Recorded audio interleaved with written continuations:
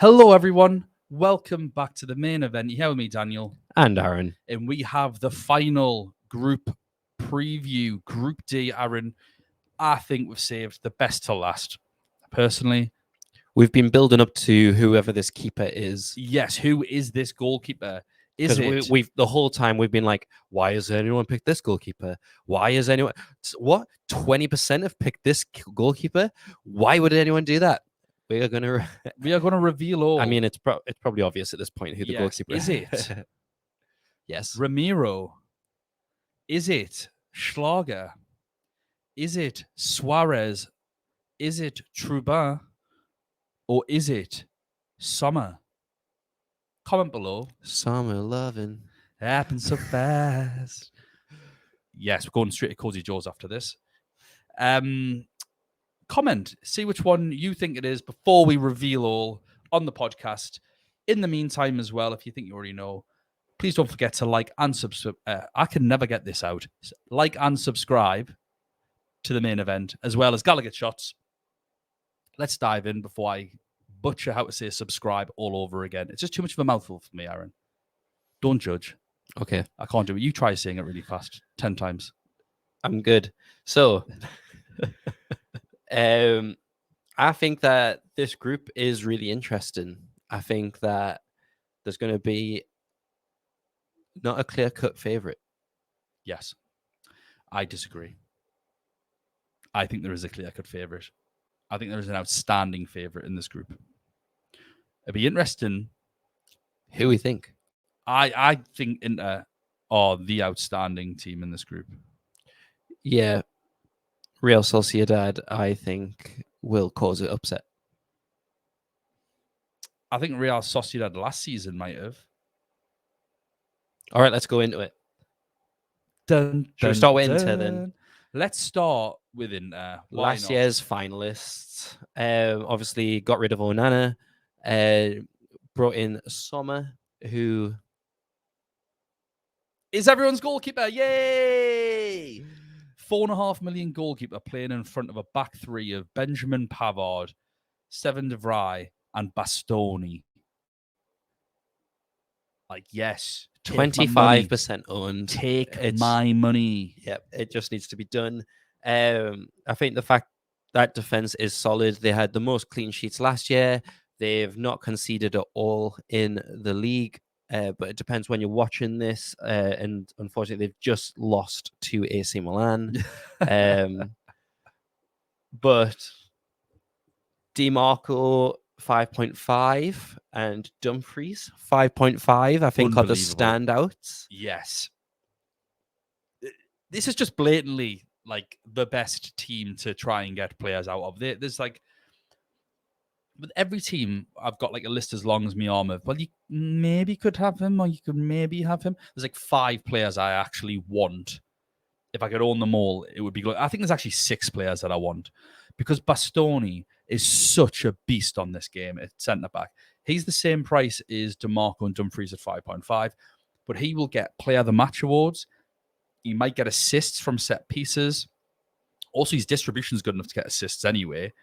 He will gobble ball recoveries. Kid's ridiculous. He's up there with one of the best centre backs in the world. Certainly young centre backs in the world. He's absolutely outstanding. And I think their defense is going to be even better with de Vrij in there, opposed to it. Fair play to him. Cherby did play well last year, but I still think de Vrij is a step up. And with Pavard coming in eventually, I think for Darmian, I think that's going to be a step up. Obviously, Darmian then might sort of chop and change with Dumfries at right wing back. But Dumfries had a good start of the season, a goal and an assist. DiMarco also a good start of the season, 2 assists. Gun to your head, Aaron. Second time I put a gun to your head in the last 2 days. You can only pick one, DiMarco or Dumfries. DiMarco, based on early substitution, because that Lock the clean sheet. So that was his bread and butter. But even though Dumfries has scored more, DiMarco has gotten the attack and return spread across most games. So it's not like a flash in the pan. I think there's less, even though he does get early subbed, I think there's less risk to his starting position. Dumfries could just be dropped. Yeah.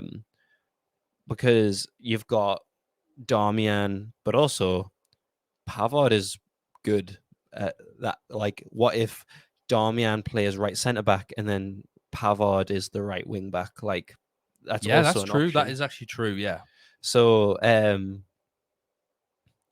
but I don't think there's that for DeMarco. And plus, he's a great player, especially in the big occasions. I think he's a fantastic player. I'm gutted. Even though he's getting the blame over the international break for Italy. Is he really? Come to England, Federico. He was my number one transfer target for Newcastle in the summer. From the get go, he's the one player that I wanted when the season ended last year. CLV. I think Bastoni's a better pick than Dumfries. Don't shoot me. I just think if you look at the course of 6 games, I think Dumfries is going to get more points. Sorry, I think Bastoni's going to get more points than Dumfries. Just because, yeah, Dumfries is explosive. Dumfries is like a Tuesday night captaincy pick. Bastoni isn't. But unless you're going to be one of those players that do that, then I think you just go for Bastoni and pick up somewhere in the region of 4 to 10 points every game based on ball recoveries and a clean sheet. That'd be my suggestion. Moving into midfield, there is one standout option here. So let's just quickly Barella. How much is Barella? 7 million? No. We all know Thuram. Yes. 6.5, playing as the striker. Correct. So their midfield 3 is Barella, Çalhanoğlu, and Mkhitaryan. I can't believe he still plays football. And I just can't believe you got the pronunciations like that. How? I can't say subscribe, but I can say players' names fine somehow. I'll never be able to do it again. I'm not saying Hakan's name ever again. But yeah, I don't think any of them are really worth it. Çalhanoğlu is a penalty taker by the looks of it, which kind of diminishes Lautaro Martinez's appeal. But at 9 million, Martinez with 5 goals is looking absolutely brilliant. Aaron, don't pick him so that the rest of us can enjoy him, please. Don't be selfish. Stay away from. Get Lewandowski this time so Lautaro can score all the goals. You know how I mentioned before about Serie A fantasy? Yes. Guess who hasn't owned Lautaro? We're witnessing history, people. You're welcome. For anyone that doesn't watch our podcast, you hear as a Gallowgate Shots watcher, Aaron historically has been totally mugged off by Lautaro Martinez. Every time. To a point where literally every season he'll put him in his team and it's always at the expense of Robert Lewandowski, who will just bang in goals, and I'll spend the group stages just gleefully laughing in his face, essentially. And the fact that you haven't picked him and now he's doing well, keep your greasy fingers off him. He's ours. Go for Lewandowski. Are you going to go for Lewandowski? No. Kane, Haaland, Osimhen. Oh, that's my front 3. Oh, I might have to get rid of Harry Kane. I can't be dealing with you jinxing any of them. But as you have the only time I had Lautaro and he's done well was against AC Milan. Sums you up. You deserve it for having him against your own team. But you're right. Thuram is a 6.5 million midfielder in the game. He's playing as a striker. He has a goal, 2 assists, and has won a penalty in the last 2 games. You're welcome. Like, just take him. Just don't question it. He needs to be more than 4% owned. Yeah, it's insanity. I have absolutely no idea what's going on, but it's a cheat code. If you're watching this and your mates aren't, you've got a mini league or whatever, you want to do well, stick him in, have him on us. Free advice. He's in my team. I'm assuming he's in yours. Yeah. Have you got a triple up? No, just DeMarco and Thuram. So you don't have Summer? Oh, yeah, sorry. Yeah, sorry. I was going to say, what? Yeah, I've got that triple up. It's the one reason why I don't have Lautaro Martinez, because I physically can't get him in otherwise. On to their opponents. Dun, dun, dun. Real Sociedad. Last year were class. Such a good team. really attacking, but also nicely balanced as well. They weren't, like Union Berlin wild going forward. Not a great start of the season. In their opening 4 games, they've had 3 draws and a win. So it's not been terrible either. They're unbeaten, some might say. But I think obviously just 1 win and 4, you can spin it however way you want to spin it for your own confirmation bias and whether they're going to be good or bad. To try and get through a few of the assets, we'll talk about how they play. Basically, it's a 4-3-3. Ramiro's the goalkeeper, who's a 4 million goalkeeper. I think he is someone that if Sommer fails to prove he's worth at 4.5, people could go to moving forward once they start getting Tuesday fixtures. So you can have him as a bit of a punt and then maybe go for a 4.5, 5.5 million goalkeeper on the other day. But I don't think he's a match day 1A against Inter Milan, B as a Wednesday keeper, C when you have Jan Sommer in your team, because obviously you want keepers up here on different days. The right back's Traore and a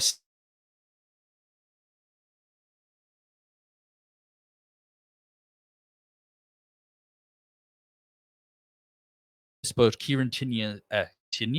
Kieran Tierney. How did I get that one wrong? Kieran Tierney has been signed from Arsenal. He's just slotted straight into left back. They've started conceding more with him there, but they've also started scoring more. Mendes has been playing centre midfield with Zubimendi and Torrientes, although Marino's came in again, ex-Geordie legend Mikel Merino, very, very good player. Not actually been playing well this season, but he was excellent last year. Kubo, Japanese player, formerly of Real Madrid, right winger. He started really well, 3 goals and an assist in his 4 games. So I think he could be maybe a good pick. However, left wing Baronetsia, that is spelt with an X. There is an X. Look for the Real Sociedad player with an X in his name. Left wing, he has 2 goals from a forward position where all of these players have been classified as forwards for whatever reason, but he's a 4.5 million midfielder.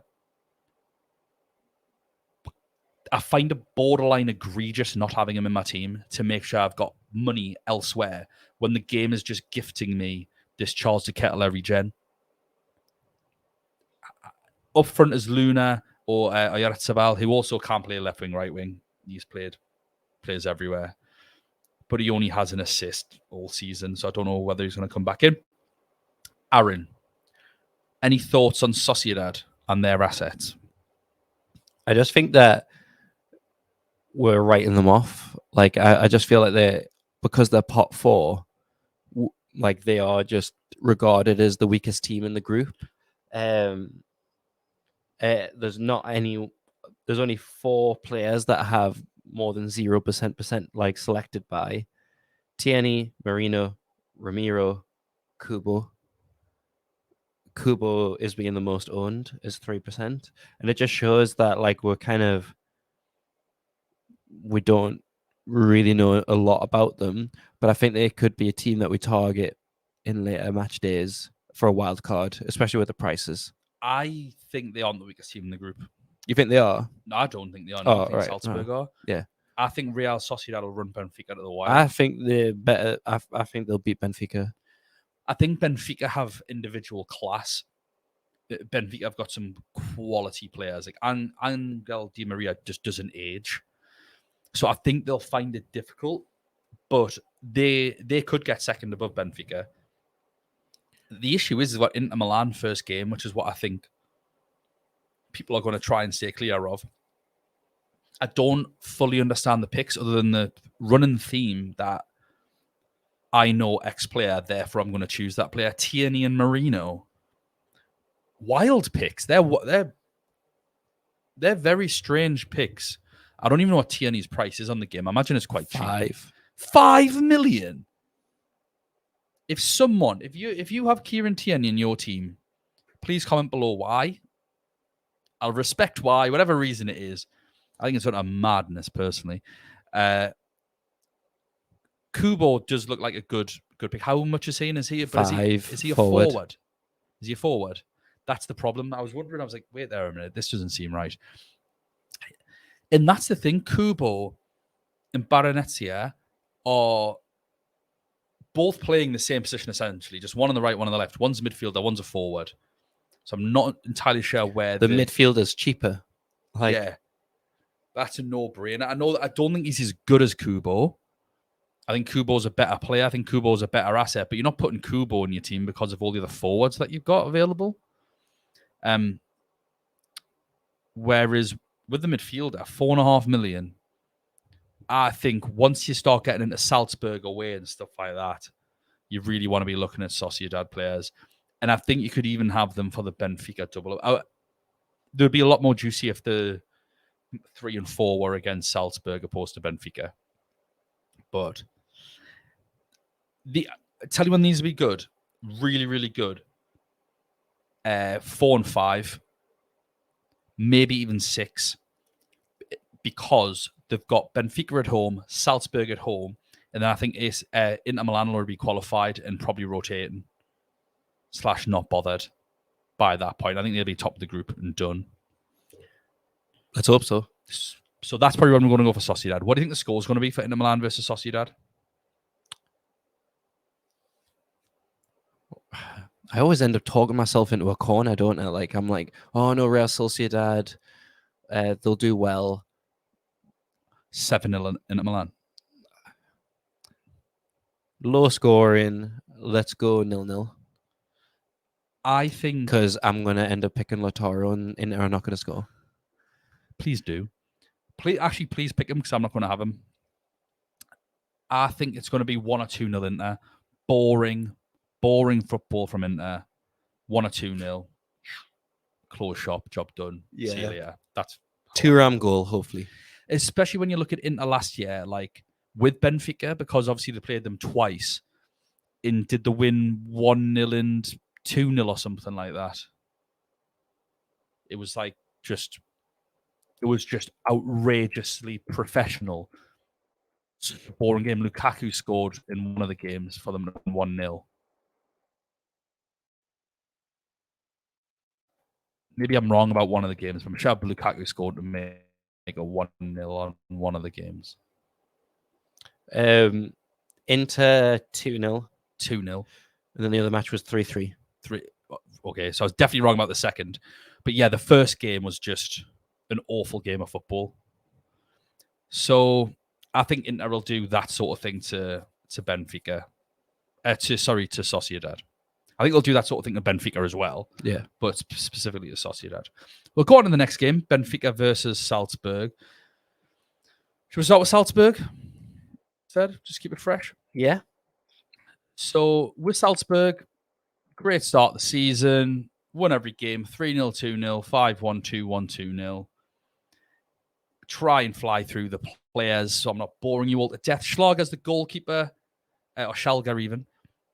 Dedic is the right back.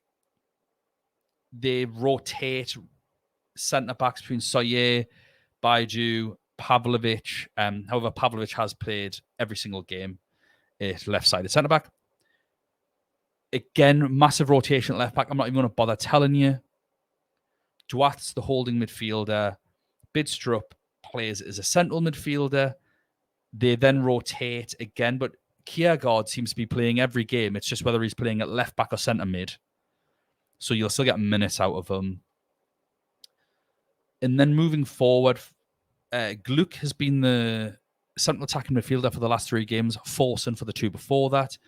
Simic has been their striker, and as has Kanate. Now, of these players, let's just be brutally honest. Kanate has been fine. He's got through 4 goals in his last 5 games. Beyond that, you aren't really getting anyone that is like jumping out with loads of goals, loads of assists, any kind of consistency, either in performance or being selected. If they're being selected a lot, they don't have consistency in performance. If they do have consistent performances, then it's because they're not being selected as much. They're playing like sort of 2 or 3 of the games. Canate is 5.5 million. He's the only one in good faith I'd probably recommend you get. We do like Salzburg. They've been a team that were followed quite a lot. We've always came up with recommendations for them. Particularly Soyer has historically been good, but he's well overpriced in this game. He used to be like 4, then 4.5, and now I think he's in the 5s. Shot starts with a 5. They don't have any of the previous legends. They seem to have sold them all to the other Red Bull team up in Germany. I just worry for them in a way to Benfica first game. That's horrible. So just don't go for it. That would be my honest advice. I don't know if you've got any other golden nuggets that you want to know, or Plazenia in them. Yeah, unfortunately. I think this is an awful group for them. This is like a low-key group of death. They always seem to land in that kind of group. Yeah, they do. I always think they seem to land in a very evenly distributed group. It's always, we never know who's going to go through from Salzburg's groups. And on this occasion, it's kind of the same. I just think they're now officially the 4th worst team. Like, there's not even players like Adeyemi anymore who were there a couple of years ago, or Hwang. Obviously, Haaland was there. Soberslai's been there. There's just not really any of that. Yeah. Benfica? Have you managed to catch much of Benfica? I think the biggest thing that strikes me with Benfica is, last season we all jumped on them because the players were so cheap. I think the game has known that now, and every person has got a price bump. Like Otamendi, 5 million, 7% owned. Antonio Silva, 5 million defender, 6% owned. But then you have Di Maria, 8 million forward. João Mario, 8 million midfielder. Rafa Silva, 8.5 million forward. It prices a few of them out. Yeah. It's a shame, really, because you kind of want to go for some of these at times. I suppose they don't really have a great group other than the Salzburg games, which is obviously the first game, but it's on a Wednesday. So you've got first game on a Wednesday, and yeah, Salzburg at home is a good fixture for them. After that, you're kind of not really interested. With Inter Milan away, double up against Sociedad, then Inter Milan again. You kind of, for me, just stay clear. Yeah. A bit of housekeeping. Vlachodimos has been sold. Therefore, Suarez has been playing in goal, 4 million goalkeeper. I think he's a trap because they bought Trubin from Shakhtar, I believe. So he's likely going to be starting. I think he's a 5 million goalkeeper. Bars, right back. He's had a bump up in price from 4.5 to 5 million. He was fantastic last season. He has not played that well this season. He's not as attacking. So he'd have to be wait and see, but wait and see till when? Match day 6 against Salzburg. Give us a break.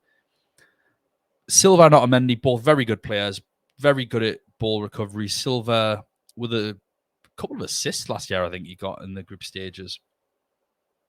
Arne is the left back. He's a midfielder on the game, so stay clear of him, although he has got a goal and assist in his last 3.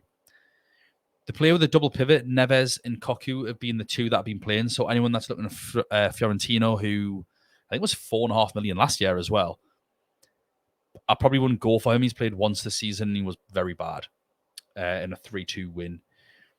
I think you'd probably be looking at Koku out of the 2 because he's at least got a goal and might get ball recoveries. And that's the thing with these players. You could go Neves or Koku because they might actually get ball recoveries. Into the forward lines, which is where the game has just basically ruined it for us. So Gonçalo Ramos is gone. That means they are rotating between Cabral and Musa up front. Neither of them are laying claim to that position. Musa got sent off in the first game, which is why Cabral came in. I don't think any of them have scored when they've started. Musa's got 1 goal this season off the bench. However, you then have Rafa Silva, who plays as the number 10. Angel Di Maria, who plays on the right wing. They are both classified as forwards. Rafa Silva was a forward last year. That is a joke. because he's just absolutely not a forward. If he's a forward, then like Phil Foden should be a forward and Bellingham should be a forward. But Rafa Silva has been playing really well. 3 goals, 2 assists in these 4 games. As is Angel Di Maria with 2 goals, an assist, and a penalty goal. So not only does that mean Di Maria is on pens, 8 million, it means that Joao Mario, the UCL god himself, is not on penalties anymore, and he's had a price bump for the privilege of it. 8 million he is now. He's done next to nothing this season. He's played well. He's actually played quite well on the left wing. He's won a penalty, but he didn't take it, and he's not getting any attacking returns. For 8 million, he's became from headache to hard no, do not have him. Musa is 6 million if you did want to go super budget, but I personally wouldn't. And David Neres often comes off the bench and scores in the Champions League. He's come off the bench in the league and got a couple of goals as well already this season. That's how Benfica are going to sort of line up and play. I think these are all bad picks because of the fixtures. Rafa Silva and Angel Di Maria could have been great picks as midfielders. Like, serious headache potential because they are 2 fantastic players that do get attacking returns. But I just cannot justify paying 8 million for Di Maria. And I don't know how much Rafa Silva is. I think he's in the 9s somewhere. 8.5. 8.5 million.